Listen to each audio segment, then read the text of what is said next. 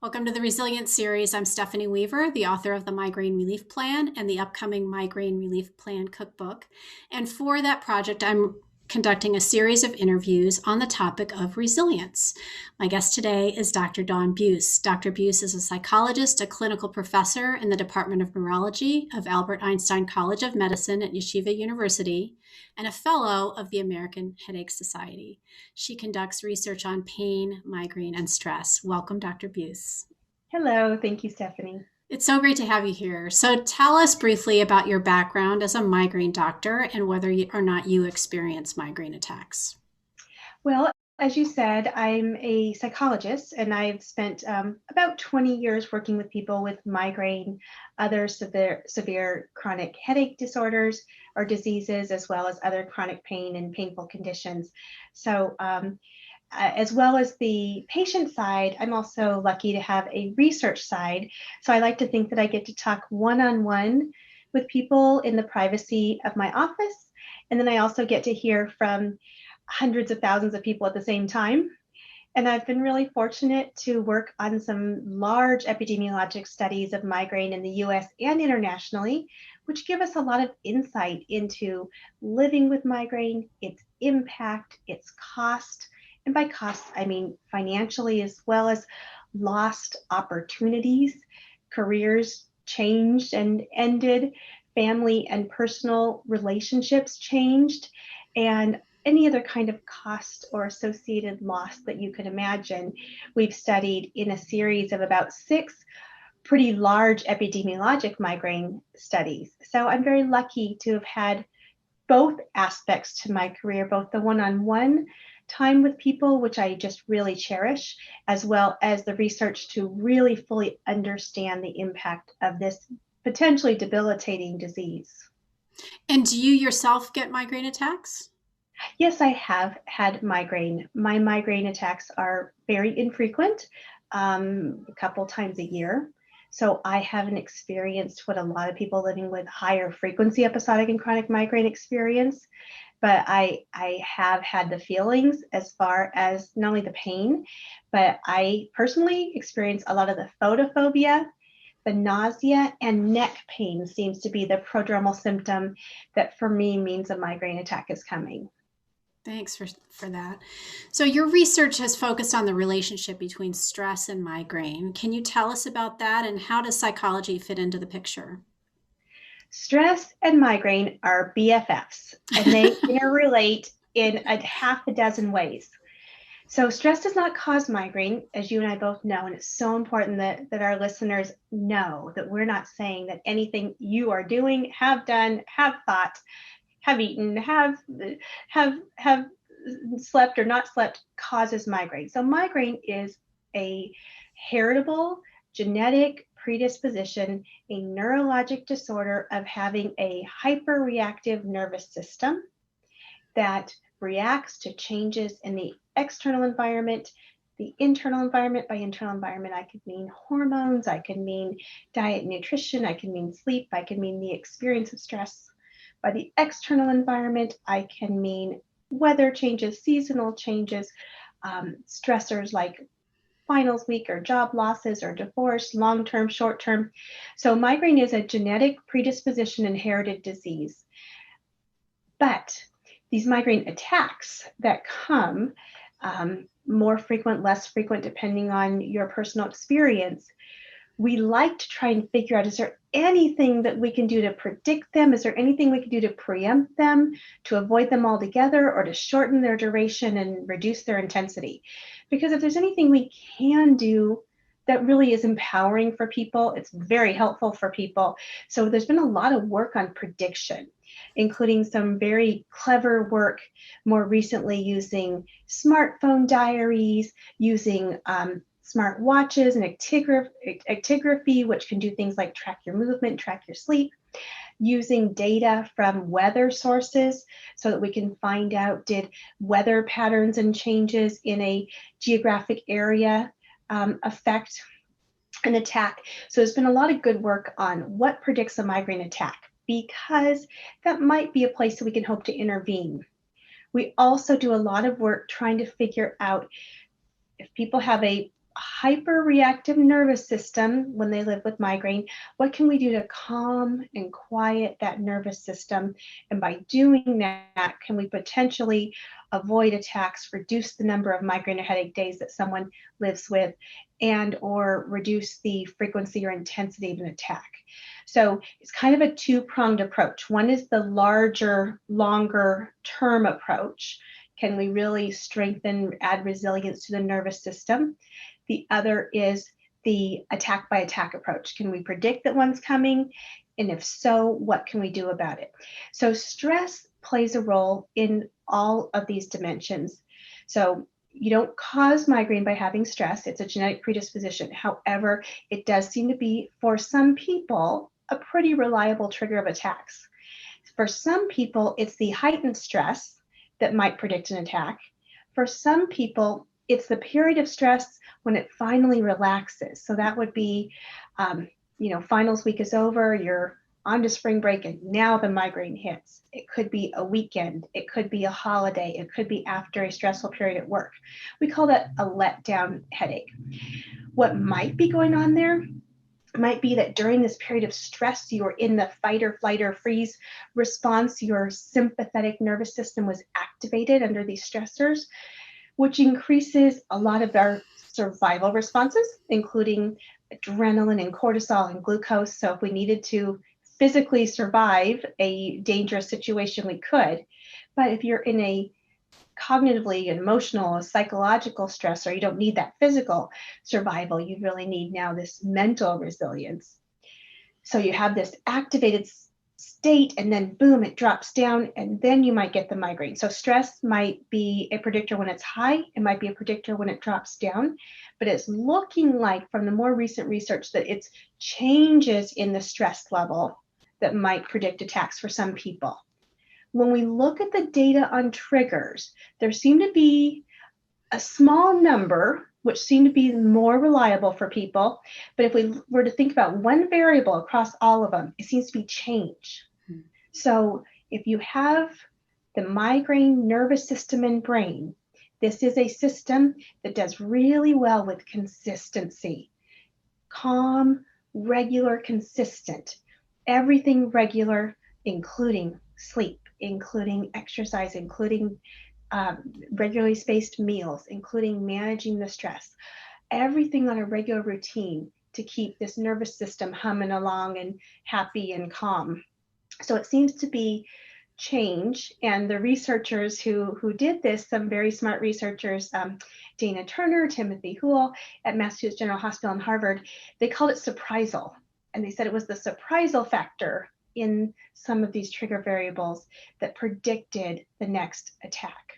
So as much as I always want to say migraine is not your fault, it's not your choice, it's not your fault, it's in your genes. We hope there's some data we can learn about ourselves, and we hope there are some things that we can do to take control of this monster that sometimes feels very uncontrollable and unpredictable. Great. So this last year with a pandemic has been globally stressful for everyone who's awake, I think. So what can we as individuals be doing that in a helpful way, you as a psychologist, to process that stress in a way that's more helpful to us? Absolutely. Of course, we are still living through a global pandemic together. It's scary. It is disruptive. It's led to outcomes for people that have a wide range. Some people are quite isolated and alone. Some people are at home with their kids at home and they're doing virtual schooling, or elderly parents at home that they're caring for. Some people have too many people in one household.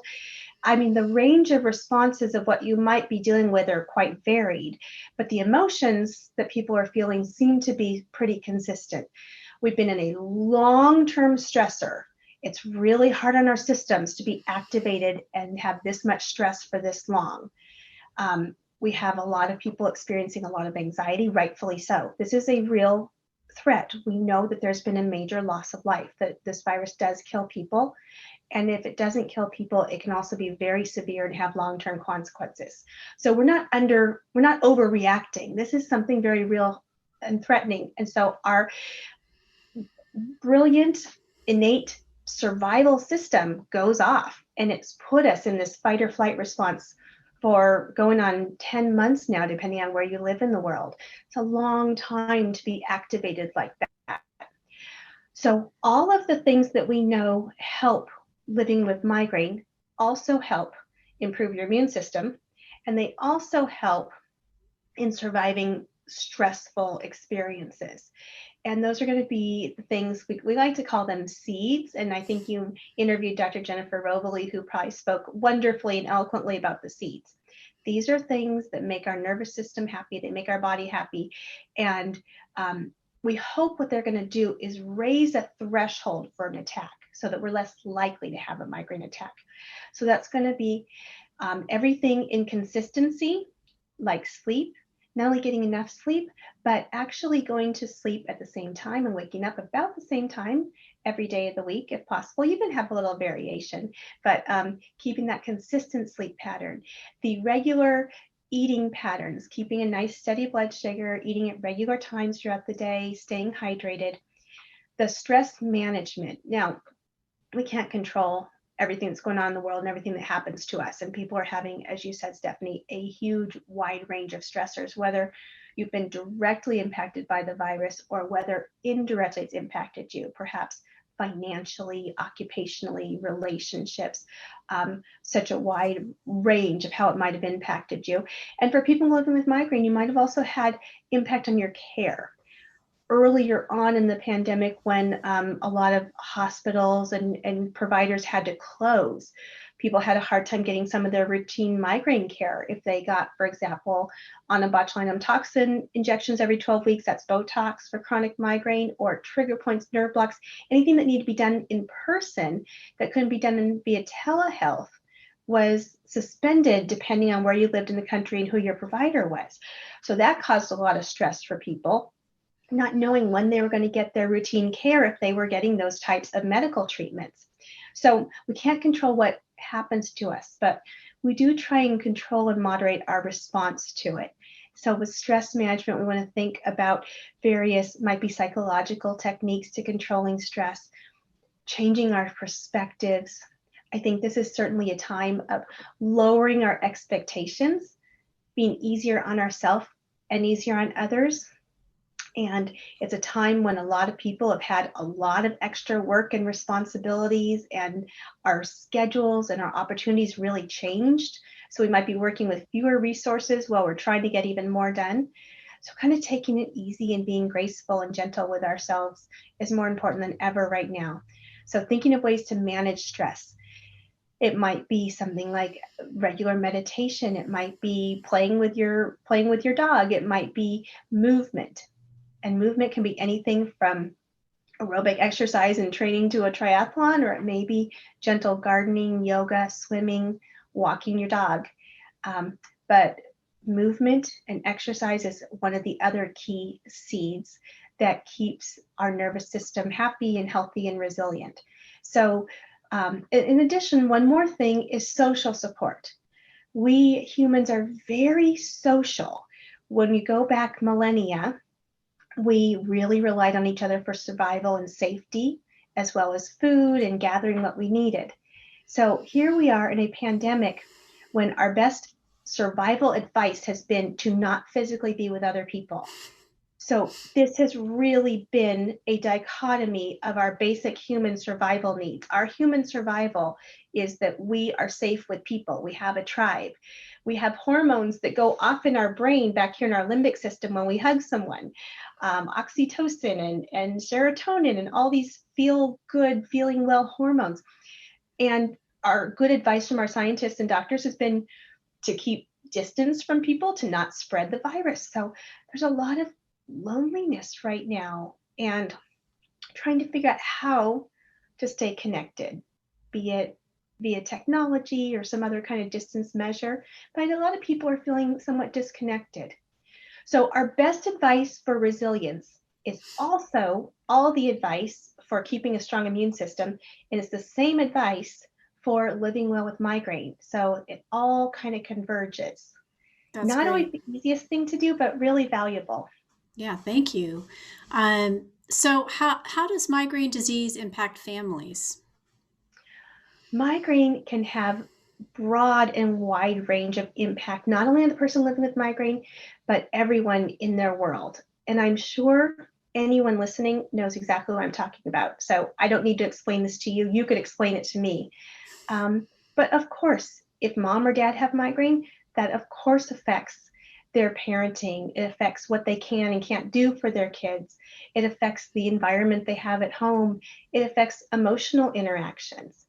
Of course, there's also going to be effects in between partners, be they married or dating or even friendships. There's a lot of challenges with making plans, keeping plans, needing to find friends who are understanding when you have to change plans or break plans. There can be a lot of self stigma that one has about themselves, feeling guilty, feeling that they're not doing enough, trying hard enough, fixing themselves well enough, as well as stigma that comes from the outside. You can feel it in the workplace. You can feel it from employers and bosses and coworkers. You can feel it at school in academic settings with teachers and principals and other students. There's a lot of stigma about migraine. As we all know, migraine is not something that you can physically see.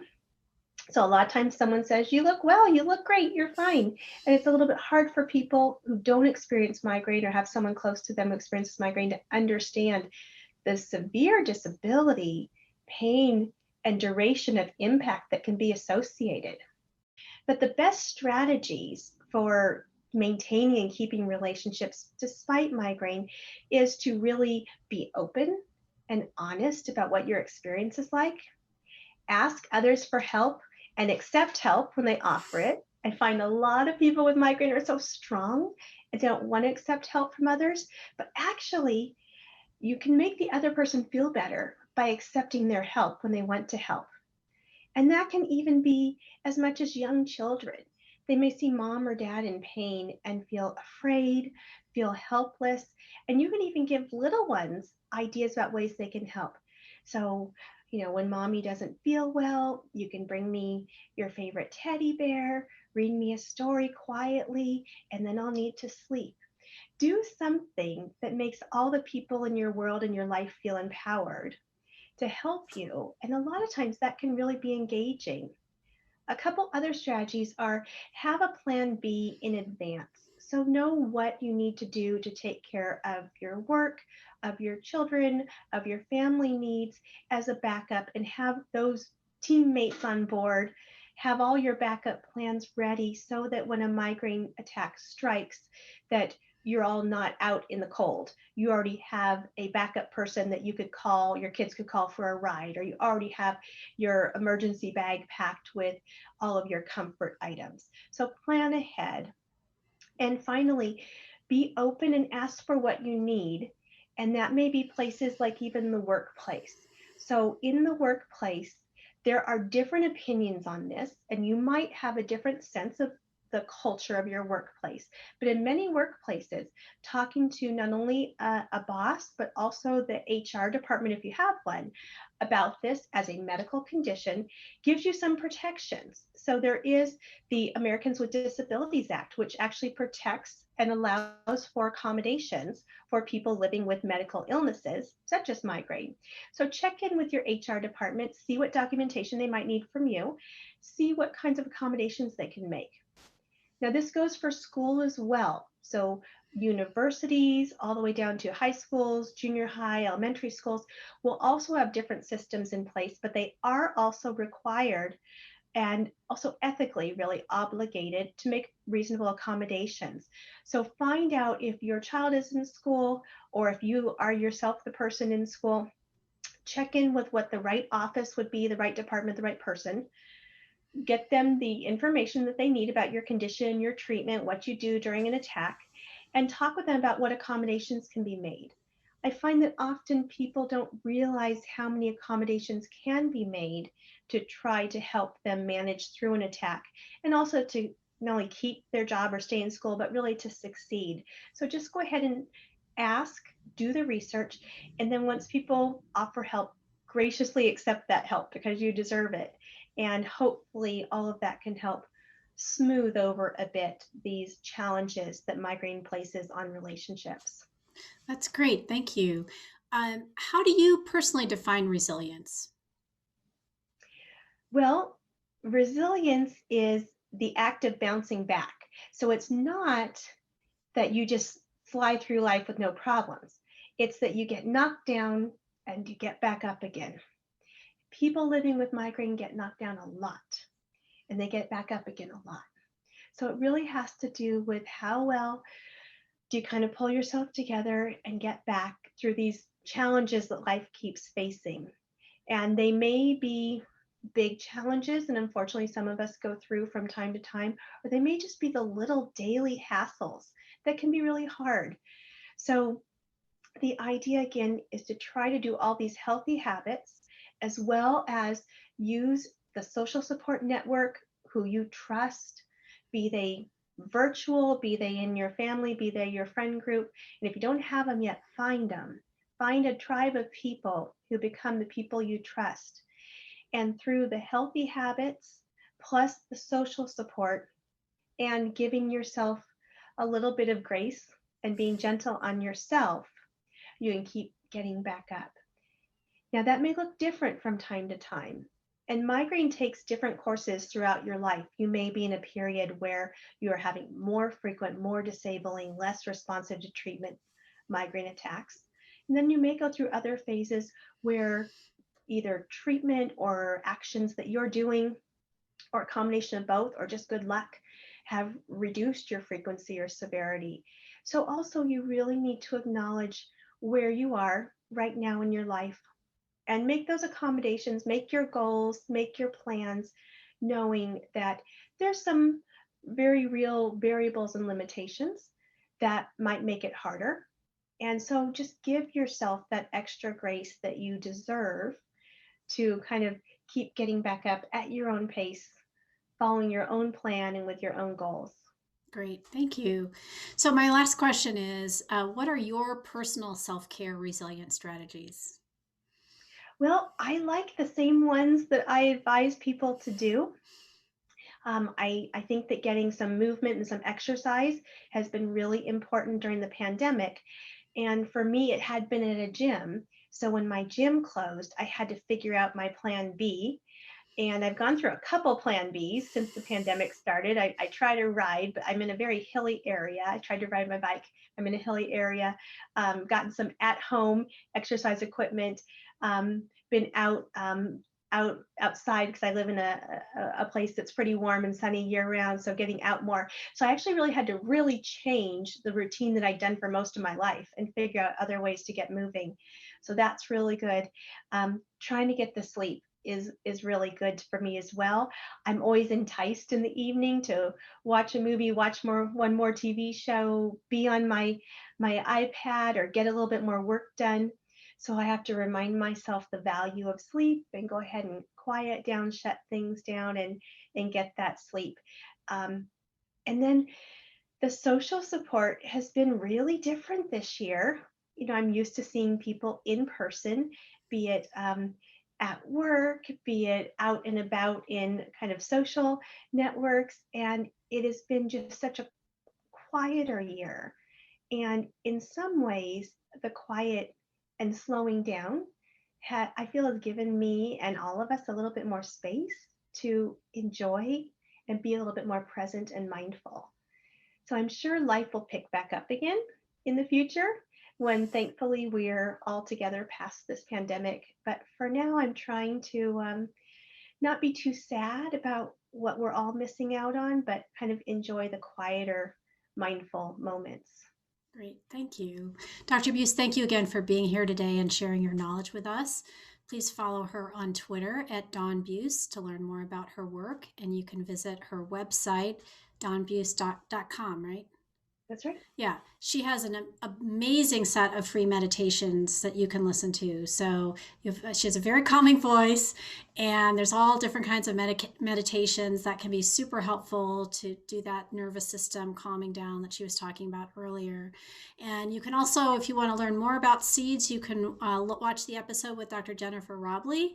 And if you want to learn more about calming down our nervous system, the episode with trauma therapist Mashid Hager is really fantastic. I just felt so calm just listening to her talk about it. So it was something I definitely encourage you to listen to. Check out other episodes of the Resilience series on Facebook Watch, IGTV, and YouTube. Follow me at SWeaverMPH to learn more about my upcoming book, The Migraine Relief Plan Cookbook, which is due out in spring 2022 from Surrey Books. Bye. Thanks for watching.